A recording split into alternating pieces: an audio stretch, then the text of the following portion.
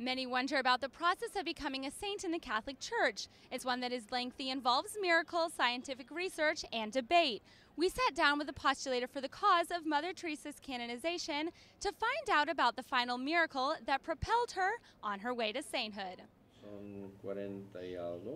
The priest who's been fighting for Mother Teresa's canonization since 1999 happened to be handpicked by her when he was just 21 years old. After the Mass, we were leaving. My parents said goodbye. I said goodbye. And as I was saying goodbye, Mother says to me, "Oh, I would like to pin a cross on you too." And it's like, I mean, I'm only 21 years old, and it's Mother Teresa, and it's like, So I was so shocked, I didn't say anything. He first joined a group of contemplative brothers in 1977, but then was one of the first members of the Missionaries of Charity Fathers Order, started by Mother Teresa in 1984. Now, years later, it is Father Brian who is acting as the postulator for the cause of Mother Teresa's canonization. He said with the second miracle happening to a Brazilian man in 2008, the process was able to move along after her beatification. It happened to a man, Marcilio, who was diagnosed with a bacterial infection in the brain that caused multiple abscesses, and that caused hydrocephaly, water in the brain. And so he and his wife, they were given, a friend of hers gave a novena to Mother Teresa. And so they began praying in September already of 2008. And they tried different things, and it was not working.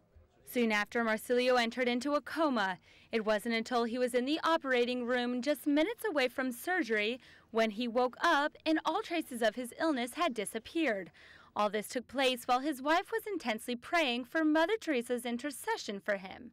After her beatification in 2003 and this miracle in 2008, it was obvious her canonization would soon follow. Since 1983, the norm is that we wait 5 years to begin a cause.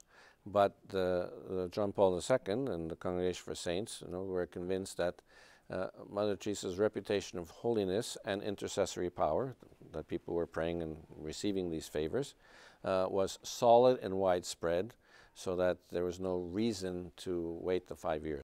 As a result, Mother Teresa was the first exception, and Pope John Paul II soon followed as the second exception for early beatification and eventual canonization.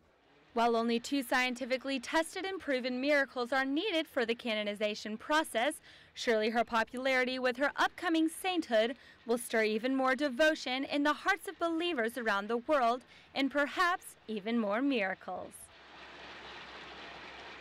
Mother Teresa is known as the Saint of the Gutter, referring to the time she spent ministering to the poor in the street. She gave no regard for social class or status, and as such, St. Peter's Square will soon be filled with pilgrims from all over the world, ready to celebrate her life and sainthood. I'm Melissa Butts for Trinity TV, on location from St. Peter's Square, Rome.